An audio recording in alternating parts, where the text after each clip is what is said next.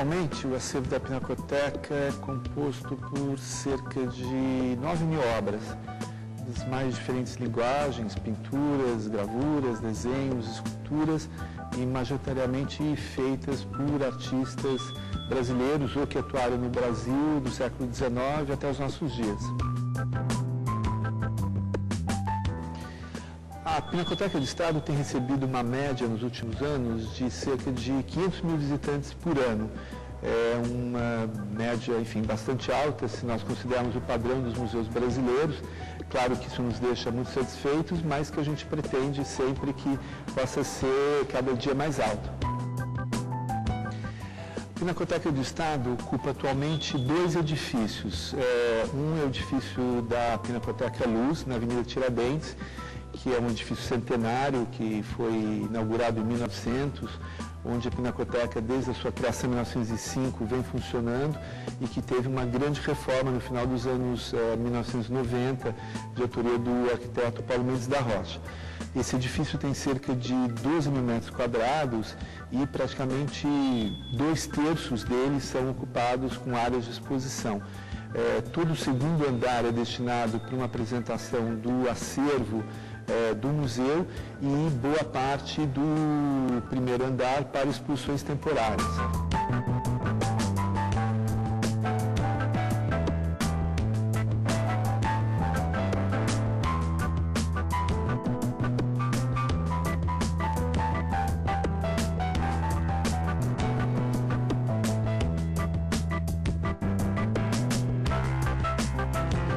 O acervo da Pinacoteca teve início justamente no momento da criação do museu, em 1905, quando o governo do Estado de São Paulo destinou um conjunto de 26 obras que pertenciam então ao acervo do que era então chamado Museu do Estado, que hoje em dia é o Museu Paulista do Ipiranga, da Universidade da USP, o Museu do Ipiranga, e ele transferiu esse acervo de 26 obras para formar justamente o acervo inicial da Pinacoteca do Estado. Desde então, o nosso acervo tem crescido graças a uma série de estratégias articuladas. A primeira delas é por meio da ação do Estado, que vem ao longo desse período todo adquirindo obras para o acervo da Pinacoteca. O ano passado, em 2010, nós tivemos uma verba bastante significativa, da ordem de 3 milhões de reais, que permitiu o aprimoramento, a aquisição de obras muito relevantes para o nosso acervo. Uma outra vertente de crescimento do acervo é a doação de obras feitas ou por artistas ou por colecionadores, que também têm, ao longo desses 100 anos de atuação da Pinacoteca, com sua generosidade, enfim, contribuído para o fortalecimento do acervo. É função do museu mostrar o seu acervo, mostrar ao público que está sendo colecionado aquilo que nós consideramos um patrimônio da sociedade brasileira, né? Apresentar novas possibilidades de leitura, de interpretação desse acervo, né? Com o objetivo de mostrar que a história da arte é uma narrativa que está sendo sempre construída.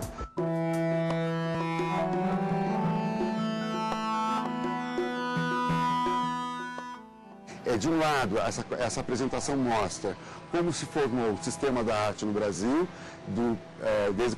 desde 1800 até 1920, né, com a coisa do modernismo, e de um outro lado mostra também a formação de um imaginário sobre o Brasil, quer dizer, como que o Brasil era visto inicialmente pelos viajantes, né, quer dizer, aquele país exótico dos índios, da paisagem tropical, e como que isso forma, né, ou como nós nos vemos como brasileiros a partir desse imaginário.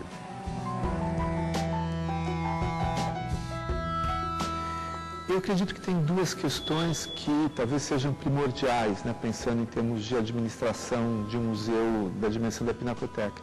Eu acho que a primeira é sempre lembrarmos qual é o grande objetivo do museu, que é estar voltado para o público, receber bem o público, proporcionar experiências de qualidade para o público. Eu acho que esse é o referencial, o horizonte que tem que estruturar e orientar todas as atividades. E acho que o segundo grande desafio é justamente a articulação de uma equipe multidisciplinar, como é o nosso caso, de formações diversificadas, de extrema qualidade, de alta competência, e que tem que buscar justamente uma sinergia de ações para que toda essa série de atividades confluam para esse grande objetivo comum, que é de bem receber o nosso visitante.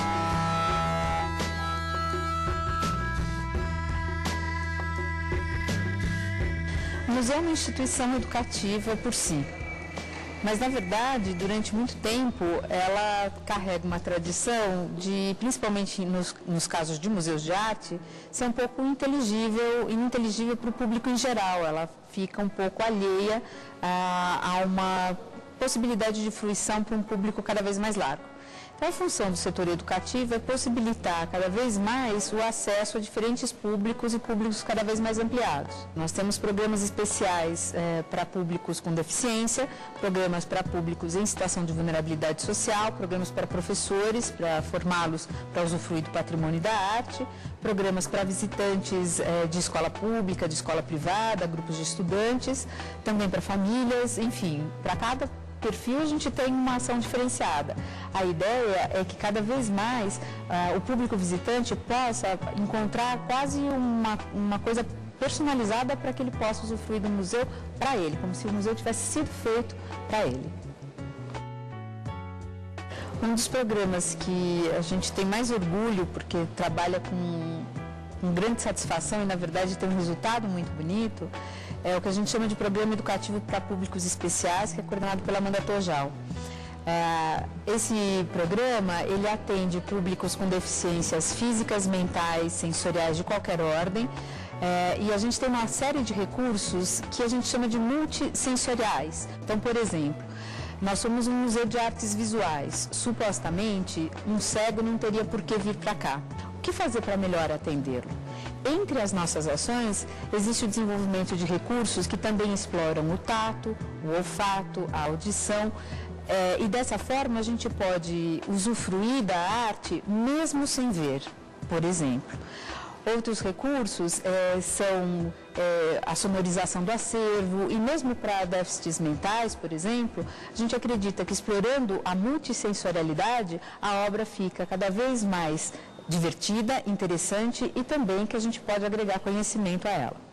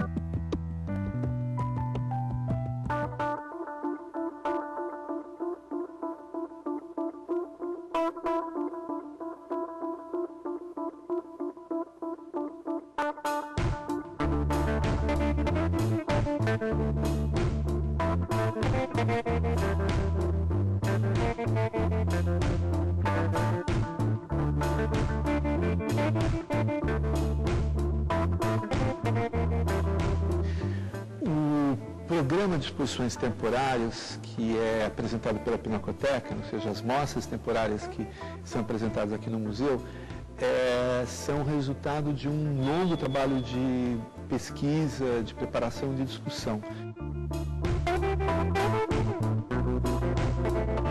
Então, essa seleção de mostras, ela é, na verdade, o resultado de um trabalho curatorial de seleção de nomes, de produções, de determinados momentos da arte. É claro que isso leva sempre em conta um trabalho de parceria com outras instituições museológicas com as quais a gente vem desenvolvendo uma atividade conjunta, seja no Brasil, seja em outros países do mundo.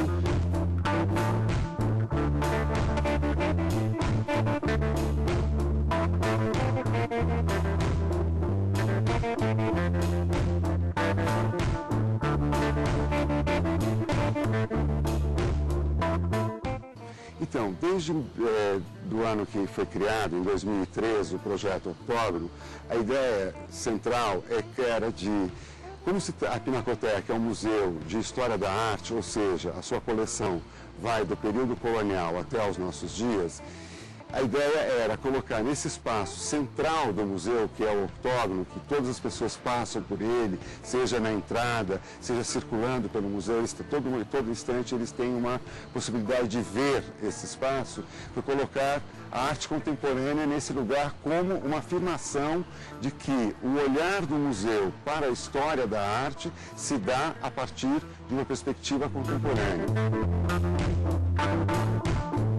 São sempre projetos que a gente chama de sítio específico, né? São feitos especialmente para o octógono, são projetos encomendados para esse lugar, que significa um investimento do museu na produção de arte, entendeu? Não apenas naquela coisa de aquisição de trabalhos mais tradicionais, como pintura, escultura, desenho, mas de viabilizar projetos de artistas que trabalham numa outra escala, com outras linguagens. A gente procura balancear entre artistas brasileiros e estrangeiros. O desafio está para o artista no sentido de transformar a percepção dele, trazer uma questão que é relativa ao museu, que é a história do museu, ou com a história, um debate, alguma questão relativa ao debate contemporâneo. Então, a gente vai de trabalhos de artistas, digamos assim, que têm práticas mais tradicionais, como a colocação de esculturas, né, até trabalhos que vão e que se expandem para fora do espaço do octógono, como já aconteceu. A gente tem alguns programas, por exemplo, de mostrar artistas portugueses, por exemplo. Tivemos 3 artistas portugueses, o Capitã Reis, a Joana Vasconcelos e agora o Carlos Bunga. Isso é uma linha. Outros trabalhos de artistas que tratam de questão de tecnologia, entendeu? Então, Rafael França. A gente tenta contemplar as diversas vertentes das questões que alimentam ou que fazem o que a gente chama a arte hoje, a arte contemporânea agora. Essa exposição aqui no octógono já vem pronta do artista, então é uma base em cortiça, todo envolto em cortiça, com um cavalo em cima desta base. Um cavalo que tem uma proporção toda milimétrica, como se fazia na antiguidade. Então, todo o modelo clássico. Então ele repetiu toda essa experiência clássica lá atrás e reproduziu um cavalo com materiais contemporâneos.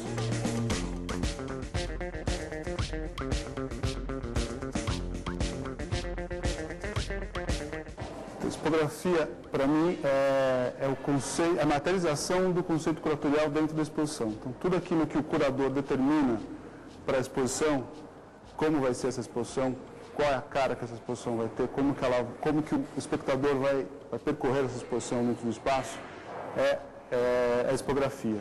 Então, a cor que a gente utiliza na parede, o tipo de iluminação que vai ser usado na exposição, o desenho dos painéis, o desenho das vitrines, isso faz com que o público percorra a exposição contando a exposição de uma maneira cronológica, de uma maneira temática. Então, a tipografia entra nessas questões dentro da exposição. Então, a exposição do Paulo Werneck foi com curadoria do Carlos Martins e da Cláudia Saldanha.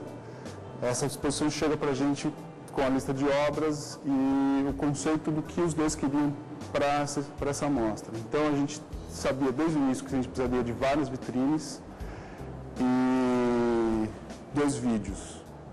E aí, em cima dessas informações, já vem para mim uma pré-seleção do que vai mais ou menos em cada sala.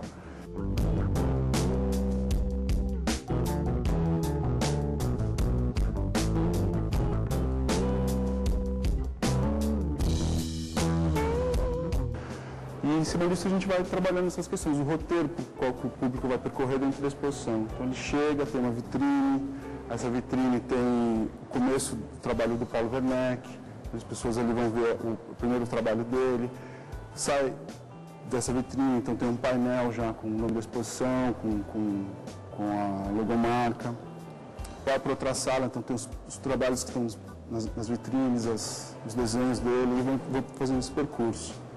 Em cima disso a gente vai adequando essa exposição dentro do espaço.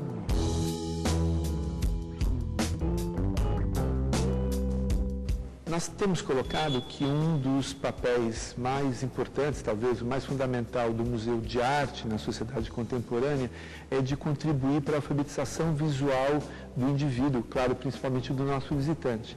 Nós chamamos a alfabetização visual uma capacidade de entendimento, de compreensão dos signos visuais que hoje em dia estão presentes na nossa cultura contemporânea, não só nas obras de arte, mas, enfim, em todos os momentos, nos sinais de trânsito, na publicidade, na televisão, são inerentes à nossa vida contemporânea e, portanto, quer dizer, a capacidade de compreensão, de decodificação, de entendimento da própria construção desses signos visuais, hoje em dia é um elemento fundamental, justamente, inclusive, para o exercício da cidadania política.